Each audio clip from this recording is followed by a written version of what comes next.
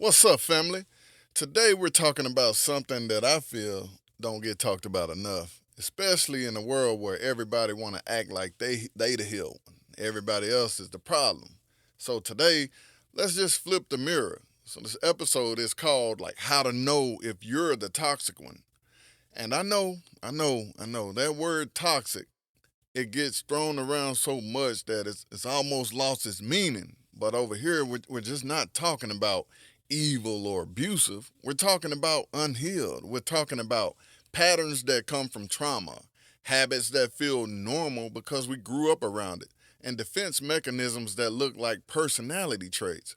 This episode isn't to shame anybody, it's just to help see yourself. Because if you're brave enough to ask that one question, could I be the problem? That's where healing starts. Let's elevate. You are now tuned in to Elevate with Sage. I am your host, Sage. You could have been anywhere else in the world right now, but you chose to be here with me. And here, we're all about holistic wellness. We're elevating mind, we're elevating body, we're elevating spirit from the inside out. So buckle up, breathe deep. This ain't just a podcast, this a mind shift. Let's elevate. All right, we're going to start this off by talking about toxic traits in men. Bro, this won't apply to every man out there. I'm not pointing nobody out. I'm just talking about toxic traits that are found in men. So I'm going to start with the fellas first because I've been this man. I didn't know how to express what I felt, so I either shut down or I lashed out. I didn't know how to hold space for my woman's emotions. I thought listening meant agreeing, and if I didn't agree, I got defensive. So let's talk about it. Toxic traits.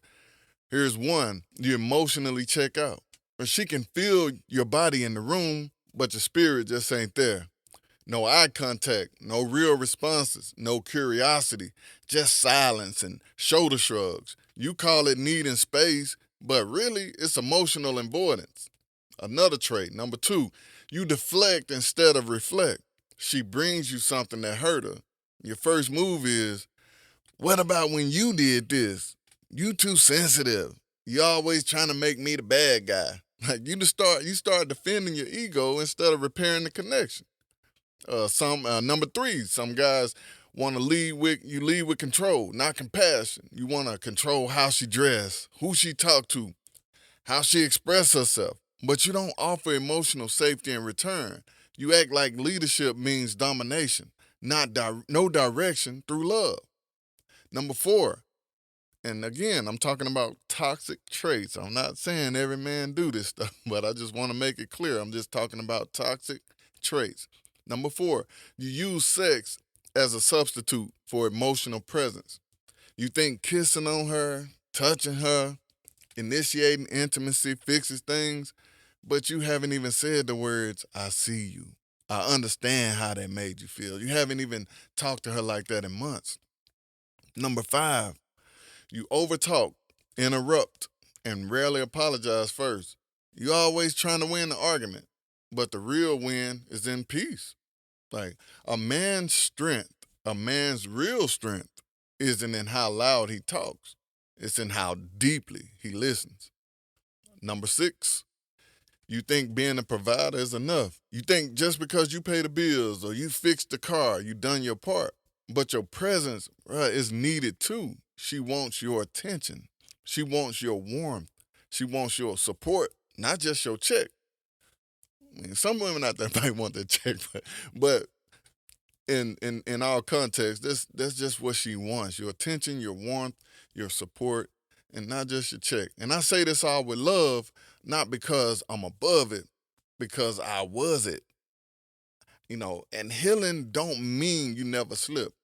It means that you catch it, admit it, and course correct fast. All right. Now let's dive into some toxic traits in women. Now, and I'm gonna just say this again. This don't apply to all women, but it's just toxic traits that's found in some women who are unhealed. All right. So first of all, sis, I'm not about to bash you, but I'm not about to let y'all slide because there's some real toxic patterns that women carry too. And sometimes they hide behind love, motherhood, or I'm just passionate.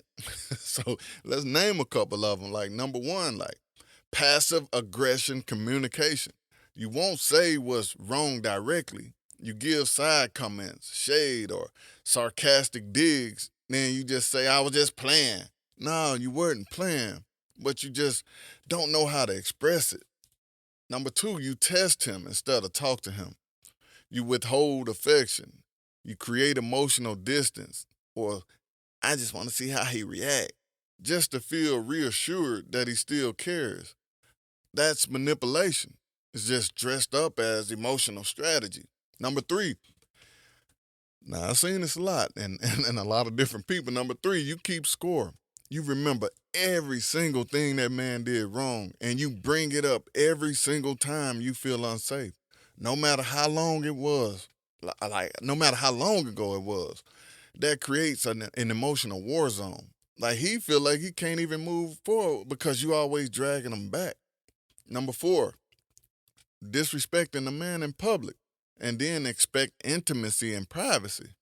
Like, whether it's in front of your friends, online, or around family, you throwing jabs at that man, embarrassing him, emasculating him, and then you get confused when he start pulling away. Respect is oxygen for masculine energy. Without it, he don't feel safe to stay open. Okay, number five, and this happens a lot. You try to mother your man, then you resent that man for acting like a child.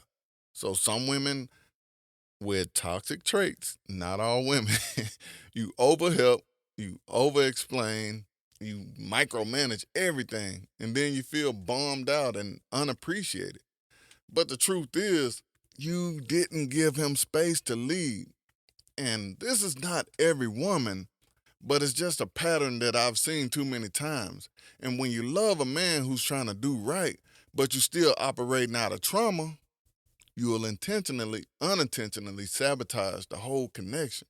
All right, but moving on, like how our pain makes us hard to love. Let me say something real clear. You're not hard to love. You're hard to feel safe with when you refuse to own your pain. Toxic traits don't come out of nowhere. They're just coping mechanisms, the childhood protection strategies. But if you don't recognize them, you'll push away the people who care. You'll confuse love with struggle. You'll call healthy boundaries controlling. You'll call accountability judgment. You'll find yourself alone, not because nobody loved you, but because nobody could reach you. But how can you show up for a partner with toxic traits? I mean, let's say you with somebody who's working through this stuff. They're not perfect, but they're trying. What does support actually look like? Well, for one, don't enable bad behavior. Don't humiliate them either. Another one, just speak with love, not just about love. Speak with love. Celebrate small progress. Don't just wait until they do something perfect. Don't just celebrate perfection. Celebrate small progress. Set boundaries, but don't weaponize silence. Remember, they're not their trauma, but their trauma still needs accountability. Love doesn't mean you tolerate toxicity, but it means you give grace to the person who's actively trying to change. So healing could look like a lot of different things. So what does it look like when someone is coming out of the toxic shell, right? They stop needing to be right. They start asking better questions. I mean, for example, they might say, how did I make you feel? Or what can I do differently? Then they could apologize with no excuses. They take breaks to reflect, not run away from hard topics. They stop expecting perfection from others because they no longer perform for love themselves. Growth is not loud. It's in how you respond when you're uncomfortable. So here's something you can reflect on for this week, right? If you're a man, ask yourself, what part of me still leads with control when I feel powerless? How do I make it hard for someone to love me emotionally? If you're a woman, you can ask yourself, when do I become emotionally manipulative instead of vulnerable? You can also ask yourself, how do I tear down the safety I say I want? If you're in a relationship, ask yourselves together, like, what toxic pattern do we keep repeating? When did it start? What do we both need to feel safe enough to break it? Like, you can't change what you won't confront, and you can't elevate what you keep on excusing. So it's time to do the work. This is Elevate with Sage, and today we held the mirror up.